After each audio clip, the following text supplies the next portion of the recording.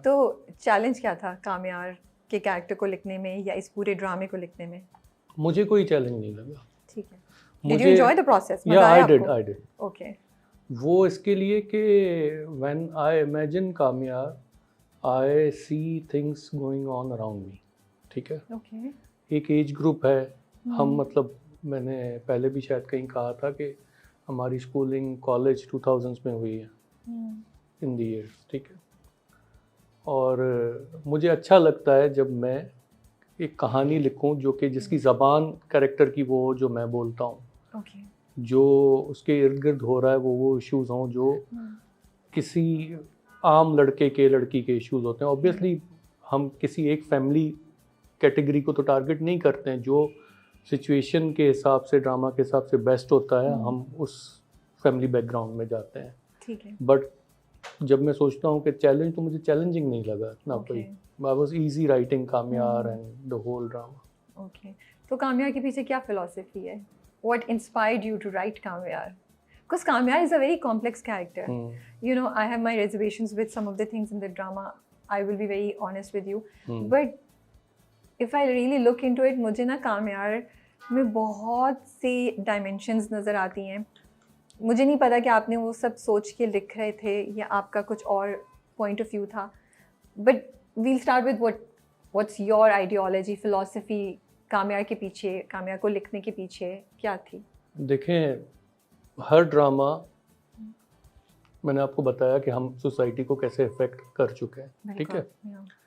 बाकी हर ड्रामा किसी social message के लिए नहीं होता है। ठीक है।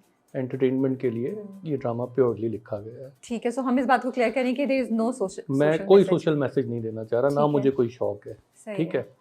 मैं ऐसा सोचता हूँ कि हम इंसान हैं, फरिश्ते नहीं हैं। हर किसी से गलती होती है और कामयार कहीं से भी एक परफेक्ट कैरेक्टर नहीं है। ठीक है। एक कैरेक्टर है जिसमें गलतियां हैं। सही है। जैसे मुझ में है, आप में है, हम सब में है ना। कोई भी ऐसा तो नहीं है जिसमें कोई ऐब ना हो। बट हम क्या करते हैं कि हम सिर्फ अपना अच्छा दिखाते हैं लोगों के सामने, और जब बोलने पर आते हैं तब भी सिर्फ अच्छी बातें ही बोलते हैं। मतलब ऐसा करते हैं, किसी की बुराई नज़र आ जाए तो उसको बैशिंग शुरू कर देते हैं कि ये ऐसा है वैसा है। वो खुद मैं भी कर रहा हूँ, मगर मैं लोगों के बीच में बैठकर किसी को डिमोरलाइज करना, किसी का कोई ऐब मुझे पता चल गया तो 10 लोगों के सामने करना। कामयार वो कैरेक्टर है जो जैसा है उसको वैसा कहता है। उसमें बुराइयाँ हैं, उसमें ऐब है, और वो एक बैड पेरेंटिंग का नतीजा है। ओके।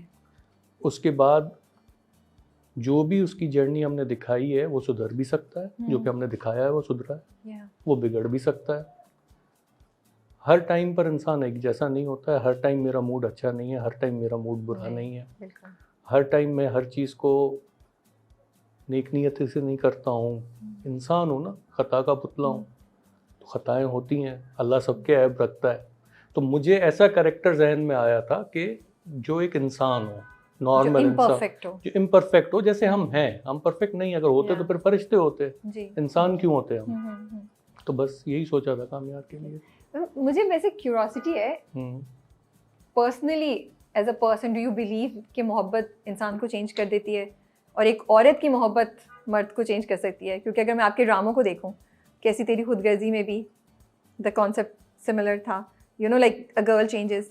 दुनियापुर में भी ये चीज़ हमें नज़र आई और इसमें भी यही चीज़ है। तो मैं आई वाज जस्ट क्यूरियस कि ये आपकी अपनी फिलॉसफी भी आती है कहीं? You believe in this thing? हाँ, क्यों नहीं। ओके। मोहब्बत इंसान को चेंज करती है। बहुत सारे लोग मोहब्बत में चेंज होते हैं। मतलब आप इम्पोर्टेंस आप करते हो ना, अपनी प्रायोरिटी सेट करते हो ना कि मेरे लिए ये बंदा कितना इम्पोर्टेंट है और उसको मैं कैसा अच्छा लगूंगा। अगर आप किसी को चाहते हो तो आप और अगर उसकी डिमांड नाजायज़ नहीं है, वो आपको एक अच्छा इंसान देखना चाहता है, वो आपको एक ऐसा इंसान देखना चाहता है जिसके लिए वो प्राउड फील करे, तो तब्दील होने में क्या बुराई है। बहुत सारे लोग तब्दील हुए हैं जिनको मैं भी जानता हूँ। हो सकता है आपके सर्कल में भी हो, जो हमें देख रहे होंगे उनके सर्कल में भी होंगे कि इंसान क्या से क्या बन जाते हैं मोहब्बत में। ये बात तो है, ये बात तो है डेफिनेटली। क्या से क्या बन जाता है, ये बात तो सही है। ये मुझे नहीं पता कि कितना चेंज हो जाता है वो इंसान, और वो चेंज कितना लॉन्ग लास्टिंग होता है। तो ये बात तो क्लियर होगी कि कामयार बैड पेरेंटिंग का नतीजा है। उसकी सारी रूट कॉज जो है वहाँ से आ रही है। जैसे even I think about it, तो मुझे लगता है कि उसको अपनी ज़ात की वैलिडेशन नहीं मिली अपने आसपास माँ बाप से सबसे पहले, और फिर जितनी उसके पास लड़कियां भी हैं वो भी उसके पैसे, उसकी लुक और उसके ग्लैमर की वजह से शायद आती हैं। तो उसको, मुझे लगता है उसको अपनी आंखों में अपने आप को वो चाहिए कि मैं इंपॉर्टेंट हूँ या नहीं हूँ, वो क्वेश्चन करता होगा। मुझे इसकी साइकोलॉजी ऐसे फील होती है। Is that something that you are going in that direction? ये है, इसीलिए जब आयरा ने उसको लिफ्ट नहीं कराई ना और उसके पैसे को बिल्कुल वो किया, तो वो एकदम से चौंका। ये मेरी अंडरस्टैंडिंग है कि यार ये कौन है, ये लड़की है कौन, यू नो, जिसको फ़र्क ही नहीं पड़ रहा ना मेरी गुड लुक से ना मेरी उससे, you know, that I am nobody in front of him. तो वहाँ से थोड़ा सा उसको हुआ, और शायद फिर उसकी वो महरूमी भी कि यहाँ से भी शायद मुझे वैलिडेशन नहीं मिल रही, वो उसकी तरफ बढ़ा। देखें, हमने काम्यार और आयरा की मुलाकात से पहले हमने दिखाया था कि लोग काम्यार, लड़कियां काम्यार को अप्रोच करती हैं उसकी गाड़ियों को देखकर, उसके पैसों को देखकर, उसके लुक्स को देखकर, और उसका जो एक ऑरा बना हुआ है कि काम्यार और उसके इर्द गिर्द रहना जो है वो एक पर्टिकुलर सर्किल में रहना कहलाएगा।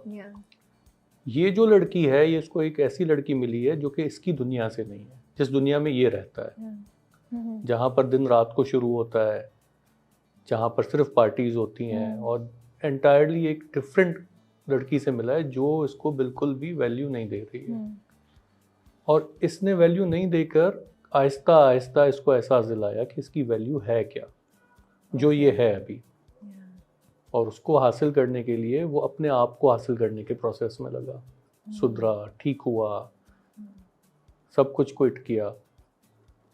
तो उसमें काम्यार ने तो अपने आप को ही ढूंढा ना, और वो सब उसकी मोहब्बत में उसने किया। तो मुझे ऐसा नहीं लगता है कि काम्यार को किसी की वैलिडेशन की ज़रूरत है। उसको अपनी वैलिडेशन आयरा के थ्रू मिली, जो कि उसने खुद ही की। मैं वही हूँ ना, वो अपनी ज़ात में क्वेश्चन कर रहा था अपने आप को ना, जो आयरा के थ्रू उसको मिलना शुरू हुई जब उसने अपना ये सेल्फ डिस्कवर किया।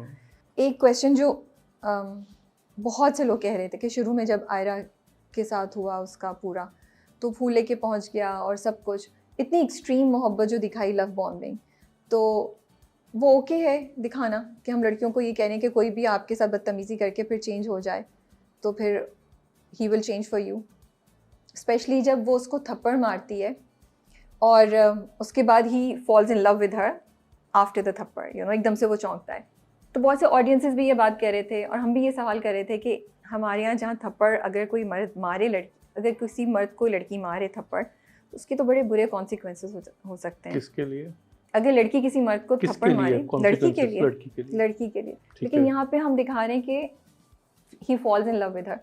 तो बस हमारा क्वेश्चन ये था कि was it okay to romanticise something like this? ये जब आप लोग सोच रहे थे तो आप लोगों ने काम्यार को कैसे सोचा? हमारा कंपैरिजन सही नहीं है क्या काम्यार का हर लड़के के साथ? देखें, एक तो हर लड़का काम्यार नहीं है। मैंने आपको पहले भी ये बात कही कि काम्यार, ये पूरा ड्रामा एंटरटेनमेंट पर्पस के लिए है। दूसरी बात, मुझे एक बात ये समझ में नहीं आती है, फॉर सपोज अगर ये नॉर्मल सर्कमस्टांसेस में हो, आपका बार बार काम्यार का आयरा को अप्रोच करना समझ में नहीं आता है। तो मतलब ऐसा होना चाहिए कि काम्यार आयरा के पास जाए, मतलब सूट बूट पहनकर और बड़ा ही शरीफ बच्चा बनकर, और वो कह दे हाँ एक बार में। ऐसा होता है? हमने तो नहीं देखा है। अगर आपको कोई अच्छा लगता है तो आपको उसको अप्रोच करना पड़ता है, जैसा वो चाहता है वैसा बनना पड़ता है। मतलब हम ये तो नहीं दिखा रहे कि काम्यार ने आयरा को उठा लिया, घर से अगवा कर लिया, काम्यार के साथ अपनी मर्जी थोपी उसने, ऐसा कुछ नहीं किया उस बंदे ने। लेकिन पूरी रात उसके घर के बाहर बैठा रहा क्योंकि उसका थोड़ा सा कैरेक्टर ऐसा है, उसको बातें, मैंने आपको बताया ना कि वो जिस दुनिया में रहता है उसमें तो हर कोई उसको अप्रोच कर रहा था। इसने कभी किसी को अप्रोच किया ही नहीं है, उसको पता ही नहीं उसको पता ही नहीं है कि कैसे करना है। जब आयरा ने उससे, आप देखेंगे कि 2 3 4 बार उसने जब कोशिश की कि मैं समझूं कि ये ऐसी